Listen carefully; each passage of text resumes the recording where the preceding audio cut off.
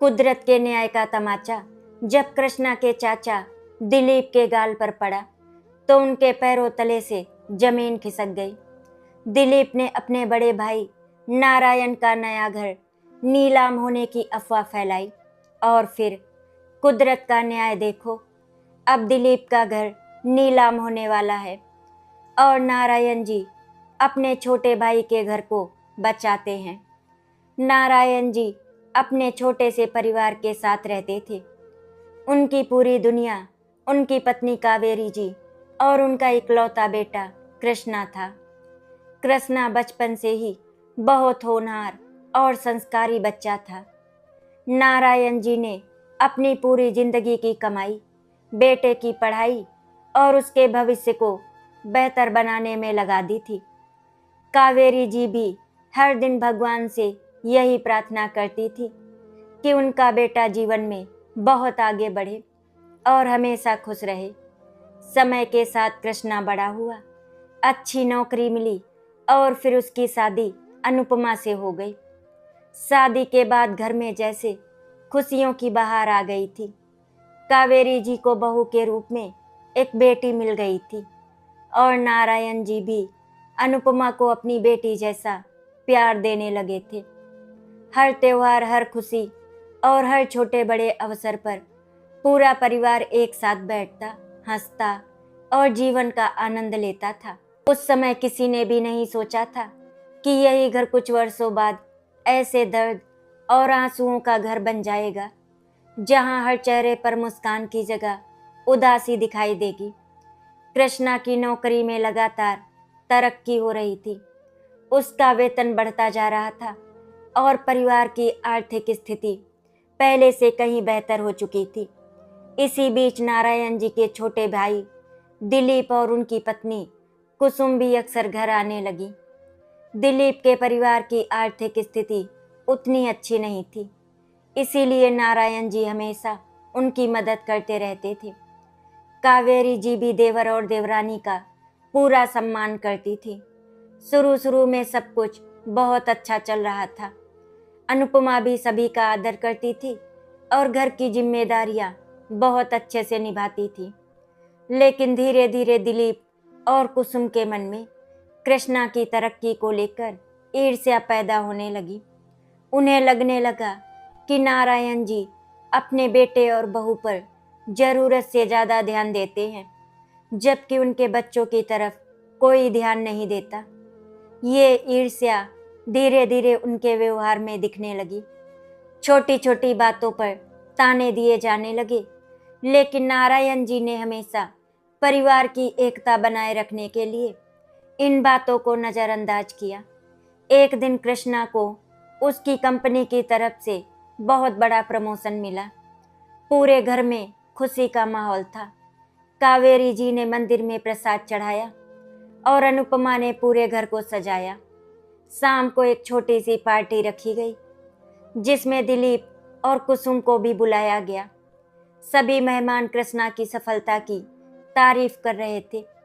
नारायण जी गर्व से अपने बेटे को देख रहे थे और उनकी आंखों में खुशी के आंसू थे। लेकिन उसी समय दिलीप के चेहरे पर मुस्कान के पीछे छिपी जलन साफ दिखाई दे रही थी। जब सभी लोग कृष्णा की प्रशंसा कर रहे थे, तब दिलीप ने व्यंग करते हुए कहा, आजकल तो किस्मत वालों की ही चलती है, मेहनत करने वालों को कौन पूछता है। माहौल अचानक थोड़ा असहज हो गया। कृष्णा ने बात को हंसी में टाल दिया, लेकिन नारायण जी समझ गए कि उनके छोटे भाई के दिल में कुछ न कुछ जरूर चल रहा है। उस रात पहली बार उन्हें महसूस हुआ कि परिवार के भीतर कोई ऐसी दरार बन रही है जो आगे चलकर बहुत बड़ा रूप ले सकती है। समय बीतता गया और कुछ महीनों बाद कृष्णा ने अपने माता पिता के लिए एक बड़ा और सुंदर घर खरीद लिया। ये घर नारायण जी का सपना था, जिसे उनका बेटा पूरा कर रहा था। गृह प्रवेश के दिन पूरे परिवार में खुशी का माहौल था। कावेरी जी बार बार भगवान का धन्यवाद कर रही थी, लेकिन दिलीप और कुसुम के मन की जलन अब और बढ़ चुकी थी। उन्हें लगने लगा कि कृष्णा की सफलता के कारण समाज में उनकी तुलना होने लगी है। धीरे धीरे उन्होंने परिवार के अन्य रिश्तेदारों के बीच नारायण जी और कृष्णा के खिलाफ बातें फैलानी शुरू कर दी। वे लोगों से कहते कि कृष्णा अब अमीर बन गया है, इसीलिए उसे अपने रिश्तेदारों की कोई परवाह नहीं है। कई रिश्तेदार इन बातों पर विश्वास भी करने लगे। नारायण जी को जब इन बातों का पता चला तो उनका दिल टूट गया। उन्होंने हमेशा अपने भाई को बेटे जैसा प्यार दिया था, लेकिन बदले में उन्हें आरोप और अपमान मिल रहा था। फिर भी उन्होंने परिवार की शांति के लिए चुप रहना ही बेहतर समझा। एक शाम नारायण जी अकेले अपने कमरे में बैठे थे। उनके चेहरे पर चिंता साफ दिखाई दे रही थी। कावेरी जी ने उनसे कारण पूछा तो उनकी आंखें भर आई। उन्होंने कहा कि जीवन कितना अजीब है, कभी यही लोग खुशी का कारण बनते हैं और कभी यही लोग सबसे बड़ा गम दे जाते हैं। जिस भाई के लिए उन्होंने उसकी हर मुश्किल में साथ दिया, आज वही उनके परिवार को बदनाम करने में लगा हुआ है। कावेरी जी ने उन्हें समझाया कि अच्छाई कभी छिप नहीं सकती और भगवान सब देख रहे हैं। लेकिन नारायण जी के मन में एक अजीब सी बेचैनी घर कर चुकी थी। उन्हें महसूस हो रहा था कि आने वाले दिनों में कोई ऐसा तूफान आने वाला है जो पूरे परिवार की खुशियां छीन सकता है। दूसरी तरफ कृष्णा और अनुपमा अभी भी परिवार को एकजुट रखने की कोशिश कर रहे थे, लेकिन उन्हें पता नहीं था कि उनके अपने ही रिश्ते जल्द ही ऐसी परीक्षा से गुजरने वाले हैं जहां खुशी और गम दोनों एक साथ उनके सामने खड़े होंगे। गृह प्रवेश को कुछ ही महीने हुए थे, लेकिन जिस घर में कभी हंसी की आवाजें गूंजती थी वहां अब धीरे धीरे खामोशी बढ़ने लगी थी। दिलीप और कुसुम ने रिश्तेदारों के बीच जो गलत फहमियां फैलानी शुरू की थी, उनका असर अब दिखाई देने लगा था। कई लोग नारायण जी और उनके परिवार से दूरी बनाने लगे थे। नारायण जी बाहर से भले ही सामान्य दिखने की कोशिश करते थे, लेकिन अंदर ही अंदर वो टूटते जा रहे थे। उन्हें सबसे ज्यादा दुख इस बात का था कि जिन रिश्तों को उन्होंने पूरी जिंदगी संभाल कर रखा, आज वही रिश्ते बिना सच्चाई जाने उनसे मुंह मोड़ने लगे थे। कावेरी जी अक्सर रात को उन्हें चुपचाप बैठे देखती और समझ जाती कि उनके दिल में कितना दर्द भरा हुआ है। वो उन्हें समझाने की कोशिश करती कि समय सब ठीक कर देगा, लेकिन कुछ घाव ऐसे होते हैं जिन्हें समय भी जल्दी भर नहीं सकता। उधर कृष्णा अपनी नौकरी और परिवार दोनों को संभालने में लगा हुआ था। वो चाहता था कि उसके माता पिता किसी भी तरह की परेशानी से दूर रहें, लेकिन धीरे धीरे उसे भी महसूस होने लगा कि परिवार के आसपास का माहौल बदल रहा है। एक दिन वो एक रिश्तेदार की शादी में गया। वहां उसने देखा कि कुछ लोग उसे देखकर आपस में फुसफुसा रहे थे। पहले तो उसने ध्यान नहीं दिया, लेकिन जब उसने अनजाने में उनकी बातें सुनी तो उसके पैरों तले जमीन खिसक गई। लोग कह रहे थे कि कृष्णा अमीर बनने के बाद घमंडी हो गया है और अब उसे अपने रिश्तेदारों की कोई परवाह नहीं है। ये सुनकर कृष्णा का दिल बैठ गया। उसे समझ नहीं आ रहा था कि आखिर लोग उसके बारे में ऐसी बातें क्यों कर रहे हैं। घर लौटकर उसने नारायण जी से इस बारे में बात की। नारायण जी कुछ पल चुप रहे और फिर उन्होंने पूरी सच्चाई बता दी। ये सुनकर कृष्णा की आंखें नम हो गईं। उसे विश्वास नहीं हो रहा था कि उसके अपने चाचा और चाची ऐसा कर सकते हैं। उस रात कृष्णा देर तक सो नहीं पाया। उसे बार बार अपने बचपन के दिन याद आ रहे थे, जब दिलीप चाचा उसे गोद में खिलाते थे और कुसुम चाची उसके लिए मिठाइयाँ लाती थी। वो सोच रहा था कि आखिर ऐसा क्या बदल गया कि वही लोग आज उसके परिवार के खिलाफ खड़े हो गए। सुबह होते ही उसने दिलीप चाचा से बात करने का फैसला किया। वो उनके घर पहुंचा और बहुत सम्मान के साथ उनसे सारी बातें पूछी, लेकिन दिलीप ने अपनी गलती मानने के बजाय उल्टा कृष्णा पर ही आरोप लगाने शुरू कर दिए। उन्होंने कहा, अब कृष्णा को अपनी दौलत और सफलता का घमंड हो गया है और वो रिश्तों की कीमत भूल चुका है। कृष्णा जितना समझाने की कोशिश करता, दिलीप उतना ही कठोर होता जाता। आखिरकार भारी मन से कृष्णा वहां से लौट आया। उस दिन पहली बार उसे एहसास हुआ कि कुछ रिश्ते सिर्फ खून के नहीं बल्कि दिल के भी होते हैं, और जब दिल बदल जाए तो खून का रिश्ता भी कमजोर पड़ जाता है। दिन बीतते गए और तनाव बढ़ता गया। इसी बीच एक और बड़ी परेशानी आ गई। जिस कंपनी में कृष्णा काम करता था वहां अचानक आर्थिक संकट शुरू हो गया। कई कर्मचारियों की छटनी होने लगी। कृष्णा ने कभी नहीं सोचा था कि उसकी नौकरी भी खतरे में पड़ सकती है, लेकिन एक दिन उसे भी कंपनी से निकाल दिया गया। ये खबर सुनते ही उसकी दुनिया जैसे रुक गई। जिस बेटे की सफलता पर पूरा परिवार गर्व करता था वो अचानक बेरोजगार हो गया था। घर पहुंचकर जब उसने ये बात नारायण जी और कावेरी जी को बताई तो कुछ पल के लिए पूरे घर में सन्नाटा छा गया। कावेरी जी की आंखों से आंसू बहने लगे, लेकिन उन्होंने खुद को संभालते हुए बेटे का हौसला बढ़ाया। नारायण जी ने कृष्णा के कंधे पर हाथ रखकर कहा, बेटा नौकरी चली गई है, हिम्मत नहीं। इंसान की असली पहचान उसके कठिन समय में होती है, लेकिन मुश्किलें यही खत्म नहीं हुई। नौकरी जाने की खबर कुछ ही दिनों में रिश्तेदारों तक पहुंच गई। जो लोग पहले कृष्णा की सफलता की तारीफ करते नहीं थकते थे, अब वही लोग उसके बारे में तरह तरह की बातें करने लगे। कुछ लोग कहने लगे कि इतना घमंड करने का यही परिणाम होता है। दिलीप और कुसुम को जैसे मौका मिल गया था, उन्होंने फिर से लोगों के बीच बातें फैलानी शुरू कर दी। ये सब सुनकर नारायण जी का दिल बार बार टूटता था। उन्हें अपने बेटे के दर्द से ज़्यादा इस बात का दुख था कि लोग उसके संघर्ष को समझने के बजाय उसका मजाक उड़ा रहे थे।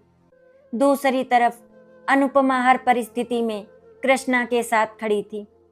वो उसे हर दिन हिम्मत देती और कहती कि ये समय भी गुजर जाएगा, लेकिन भीतर ही भीतर वो भी डर रही थी कि अगर हालात और बिगड़ गए तो परिवार कैसे संभलेगा।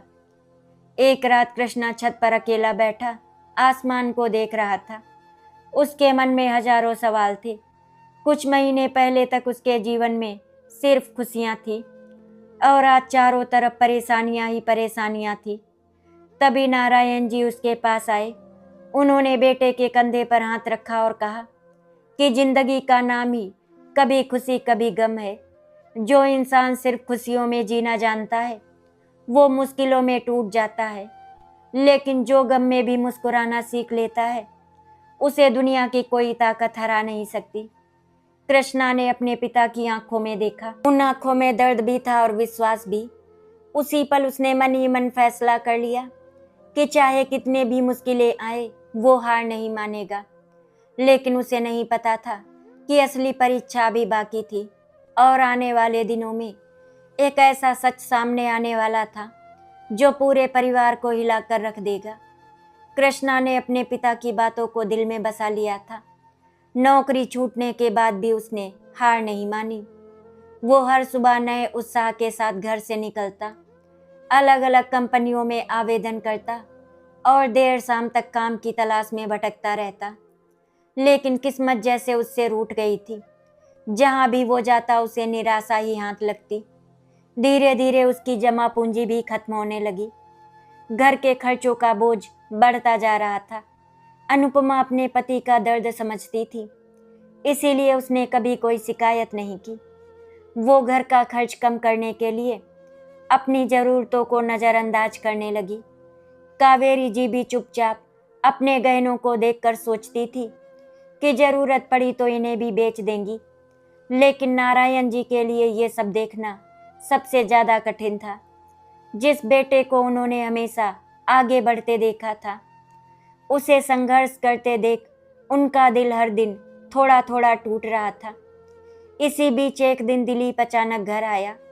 उसके चेहरे पर बनावटी चिंता दिखाई दे रही थी। उसने नारायण जी से कहा कि अब हालात बदल चुके हैं और शायद कृष्णा पहले जैसी जिंदगी कभी नहीं जी पाएगा। उसने बड़ी चालाकी से ये भी सुझाव दिया कि नए घर को बेच देना चाहिए ताकि आगे की परेशानियों से बचा जा सके। नारायण जी समझ गए कि ये सलाह नहीं बल्कि उनके कमजोर समय का फायदा उठाने की कोशिश थी। उन्होंने साफ शब्दों में मना कर दिया। ये वही घर था जिसे कृष्णा ने अपने माता पिता के सपनों को पूरा करने के लिए खरीदा था। उसे बेचना उसके लिए सिर्फ एक मकान खोना नहीं बल्कि अपनी भावनाओं को खोना था। दिलीप ये सुनकर नाराज हो गया और बिना कुछ कहे वहां से चला गया, लेकिन उसके मन में अब एक नई योजना जन्म ले चुकी थी। कुछ दिनों बाद मोहल्ले में एक ऐसी अफवाह फैल गई जिसने पूरे परिवार को झकझोर कर रख दिया। लोगों के बीच ये बात फैलने लगी कि कृष्णा ने अपने माता पिता के नाम पर बहुत बड़ा कर्ज लिया है और जल्द ही बैंक उनका घर जब्त करने वाली है। ये खबर आग की तरह फैल गई। जहां भी नारायण जी जाते लोग उन्हें अजीब नजरों से देखने लगते। कावेरी जी बाजार जाने से कतराने लगी। अनुपमा को भी पड़ोसियों के तानों का सामना करना पड़ता था। सबसे ज्यादा दुख की बात ये थी कि ये अफवाह भी दिलीप और कुसुम ने ही फैलाई थी। जब कृष्णा को इस सच्चाई का पता चला तो उनका खून खौल उठा, लेकिन उसने अपने गुस्से को काबू में रखा क्योंकि वो जानता था कि गुस्से में लिया गया फैसला रिश्तों को हमेशा के लिए खत्म कर सकता है। उधर लगातार तनाव और चिंता की वजह से नारायण जी की तबीयत बिगड़ने लगी। एक दिन सुबह अचानक उन्हें सीने में तेज दर्द हुआ और वो जमीन पर गिर पड़े। घर में हड़कंप मच गया। कृष्णा और अनुपमा उन्हें तुरंत अस्पताल लेकर पहुंचे। डॉक्टर ने जांच के बाद बताया कि ये हल्का दिल का दौरा था और उन्हें अब किसी भी तरह की मानसिक परेशानी से दूर रखना होगा। ये सुनकर पूरा परिवार टूट गया। अस्पताल के बिस्तर पर लेटे नारायण जी को देखकर कृष्णा की आंखों से आंसू रुक नहीं रहे थे। उसे लग रहा था कि अगर वो अपने परिवार को इन परेशानियों से बचा पाता तो शायद आज उसके पिता इस हालत में नहीं होते। कावेरी जी लगातार भगवान से प्रार्थना कर रही थी कि उनके पति जल्दी ठीक हो जाए। अस्पताल में भर्ती होने की खबर सुनकर दिलीप और कुसुम भी वहां पहुंचे, लेकिन उनकी आंखों में पछतावे की जगह औपचारिकता ज्यादा दिखाई दे रही थी। जब नारायण जी ने अपने छोटे भाई को सामने देखा तो उनकी आंखें भर आई। उन्होंने कमजोर आवाज में सिर्फ इतना कहा, दिलीप, मैंने हमेशा तुम्हें बेटे जैसा माना, लेकिन तुमने मुझे ऐसा दर्द दिया जिसकी मैंने कभी कल्पना भी नहीं की थी। ये सुनते ही कुछ पल के लिए दिलीप की नजरें झुक गई, लेकिन उसका अहंकार अभी भी पूरी तरह नहीं टूटा था। वो बिना कुछ बोले वहां से बाहर चला गया। कृष्णा ये सब देख रहा था। उस पल उसे ऐसा महसूस हुआ कि कभी कभी अपनों का दिया हुआ घाव किसी दुश्मन के वार से भी ज्यादा दर्द देता है। कुछ दिनों बाद नारायण जी अस्पताल से घर लौट आए। उनकी हालत पहले से बेहतर थी, लेकिन डॉक्टर ने उन्हें तनाव से दूर रहने की सलाह दी थी। पूरा परिवार उनकी देखभाल में जुट गया। तभी एक शाम कृष्णा को एक पुराने मित्र का फोन आया। उसने बताया कि उसकी कंपनी में एक महत्वपूर्ण पद खाली है और अगर कृष्णा चाहे तो इंटरव्यू दे सकता है। ये खबर सुनकर कई दिनों बाद पहली बार घर में उम्मीद की एक किरण दिखाई दी। कृष्णा ने पूरी मेहनत से इंटरव्यू की तैयारी शुरू कर दी। सभी लोग उसके लिए दुआ कर रहे थे, लेकिन उसी समय एक और ऐसी घटना होने वाली थी जो परिवार के सामने छिपे हुए सबसे बड़े सच को उजागर करने वाली थी। कृष्णा ने अपने इंटरव्यू की तैयारी में कोई कमी नहीं छोड़ी। दिन रात की मेहनत और वर्षों के अनुभव के दम पर उसने इंटरव्यू दिया। इंटरव्यू के बाद वो घर लौटा तो उसके चेहरे पर आत्मविश्वास था, लेकिन दिल में डर भी था। पिछली असफलताओं ने उसे अंदर से कमजोर कर दिया था। पूरा परिवार उसकी सफलता के लिए प्रार्थना कर रहा था। नारायण जी अब पहले से कुछ बेहतर थे, लेकिन बीमारी ने उन्हें काफ़ी कमज़ोर बना दिया था। फिर भी वो हर सुबह कृष्णा को हिम्मत देते और कहते कि मेहनत कभी व्यर्थ नहीं जाती। अनुपमा भी हर कदम पर उनके साथ खड़ी थी। ऐसे कठिन समय में उसका साथ कृष्णा के लिए सबसे बड़ी ताकत बन चुका था। इसी दौरान एक ऐसी घटना हुई जिसने पूरे परिवार की जिंदगी बदल दी। मोहल्ले के एक बुजुर्ग व्यक्ति जो नारायण जी और दिलीप दोनों को बचपन से जानते थे, एक दिन नारायण जी के घर आए। बातचीत के दौरान उन्होंने अनजाने में एक ऐसी बात बता दी जिसे सुनकर सब लोग हैरान रह गए। उन्होंने बताया कि कुछ महीने पहले दिलीप कई रिश्तेदारों के घर जाकर कृष्णा और उसके परिवार के बारे में गलत बातें कर रहा था। इतना ही नहीं, उसने कई लोगों से ये भी कहा था कि कृष्णा ने नारायण जी की सारी संपत्ति अपने नाम करवा ली है और अब वो अपने चाचा चाची को कुछ नहीं देना चाहता। ये सुनकर कावेरी जी स्तब्ध रह गई। उन्हें पहली बार समझ आया कि परिवार के खिलाफ इतनी सारी गलतफहमियां आखिर फैली कैसे थी।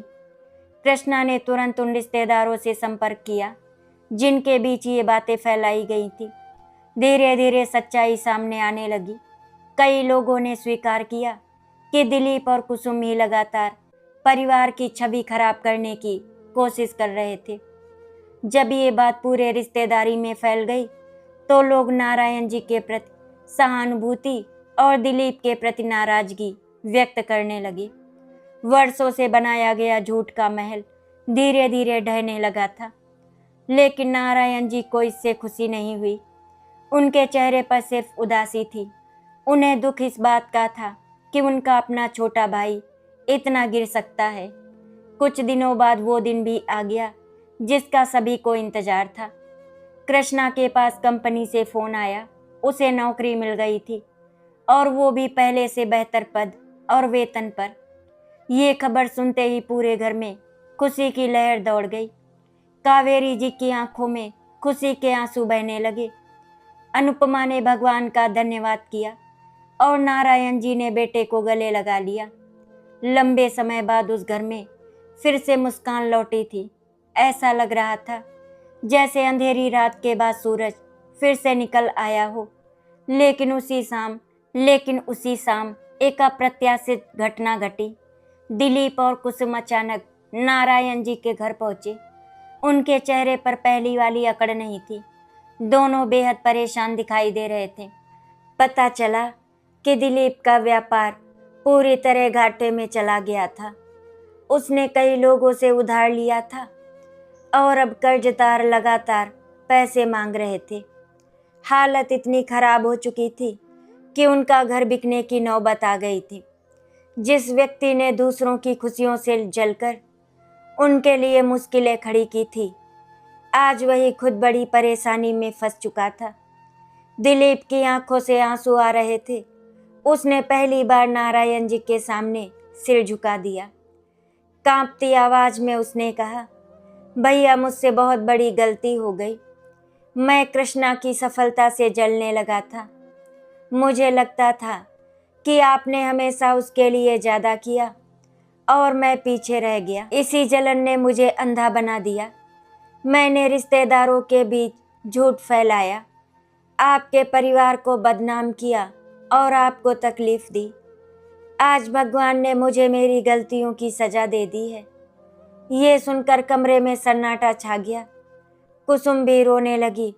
उसने स्वीकार किया कि वो भी इस सब में बराबर की जिम्मेदार थी।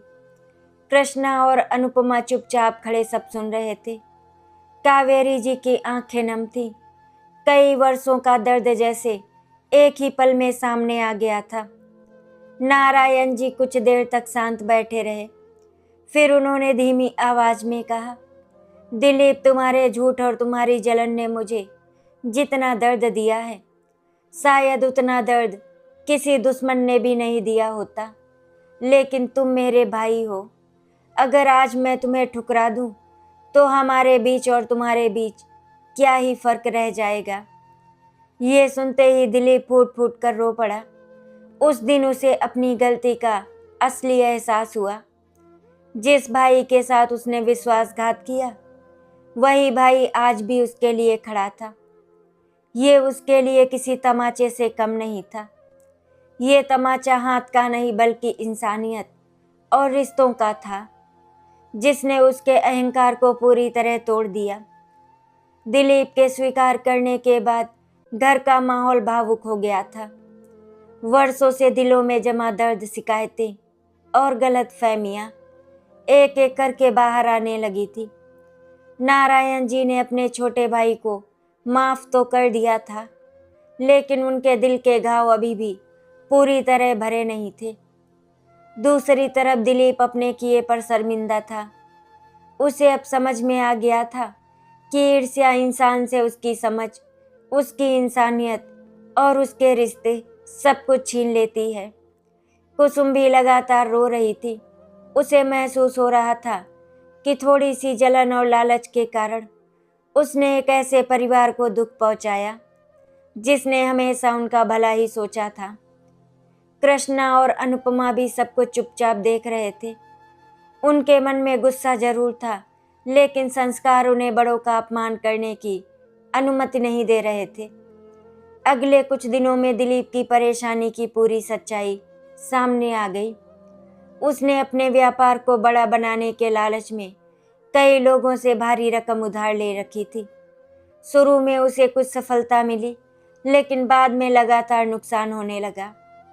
अपनी गलतियों को छिपाने के लिए उसने एक के बाद एक कर्ज लिया और आखिरकार हालत इतने बिगड़ गए कि उसके पास कुछ भी नहीं बचा। कर्जदार रोज उसके घर पहुंचने लगे। घर बेचने की नौबत आ चुकी थी। दिलीप और कुसुम के बच्चे भी इस तनाव के कारण मानसिक रूप से परेशान रहने लगे थे।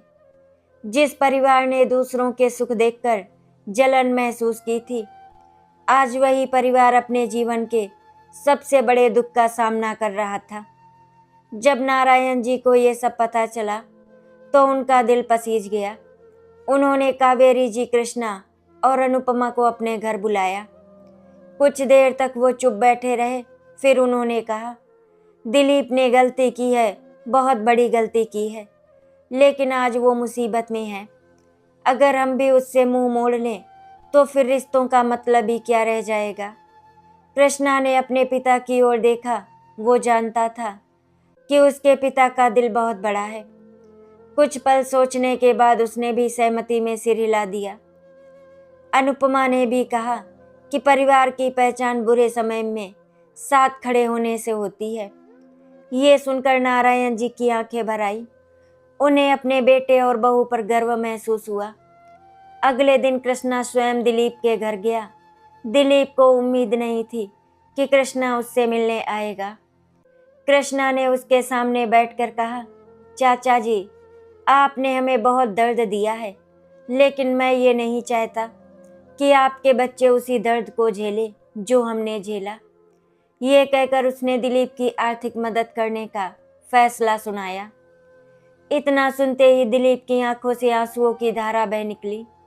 उसे समझ नहीं आ रहा था कि जिन लोगों के साथ उसने अन्याय किया, वही लोग आज उसके सबसे बड़े सहारे कैसे बन गए। उस दिन पहली बार उसे एहसास हुआ कि सच्ची अमीरी पैसे से नहीं बल्कि दिल की अच्छाई से होती है। धीरे धीरे कृष्णा की मदद और अपनी मेहनत के बल पर दिलीप ने अपने कर्ज चुकाने शुरू किए। नारायण जी समय समय पर उसे समझाते रहे कि जीवन में सबसे बड़ा धन विश्वास होता है। यदि विश्वास टूट जाए तो कोई भी दौलत उस कमी को पूरा नहीं कर सकती। दिलीप अब पहले जैसा व्यक्ति नहीं रहा था। उसका व्यवहार पूरी तरह बदल चुका था। वो हर किसी से सम्मानपूर्वक बात करता और अपनी पुरानी गलतियों को याद करके शर्मिंदा हो जाता। कुसुम भी कावेरी जी से माफी मांग चुकी थी और दोनों परिवारों के बीच की दूरियां धीरे धीरे खत्म होने लगी थी। एक वर्ष बाद पूरे परिवार ने मिलकर नारायण जी और कावेरी जी की शादी की सालगिरह मनाने का फैसला किया।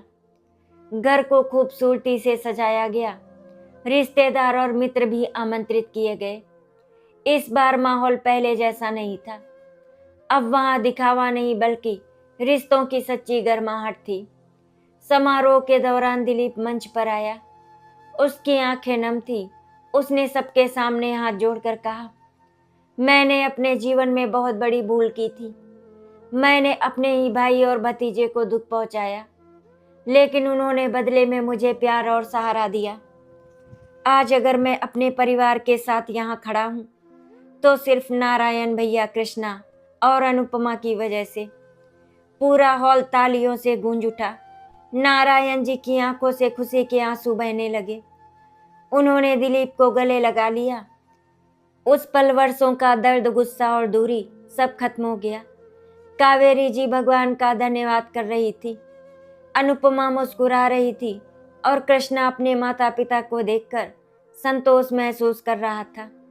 समारोह के अंत में नारायण जी ने सभी को संबोधित करते हुए कहा, जिंदगी का नाम ही कभी खुशी कभी गम है।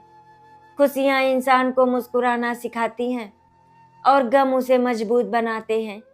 लेकिन सबसे बड़ा तमाचा तब लगता है जब अपने ही लोग हमें दर्द देते हैं, और सबसे बड़ी जीत तब होती है जब हम उस दर्द के बावजूद रिश्तों को बचा लेते हैं। उनकी बात सुनकर वहां मौजूद हर व्यक्ति भावुक हो गया।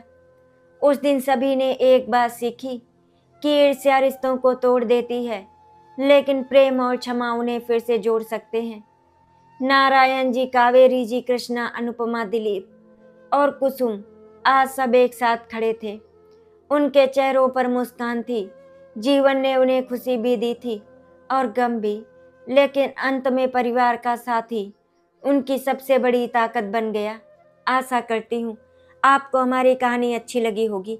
अगर आपको हमारी कहानी अच्छी लगी तो वीडियो को लाइक एंड शेयर करें, चैनल को सब्सक्राइब करें। वीडियो देखने के लिए आप सभी का बहुत बहुत धन्यवाद।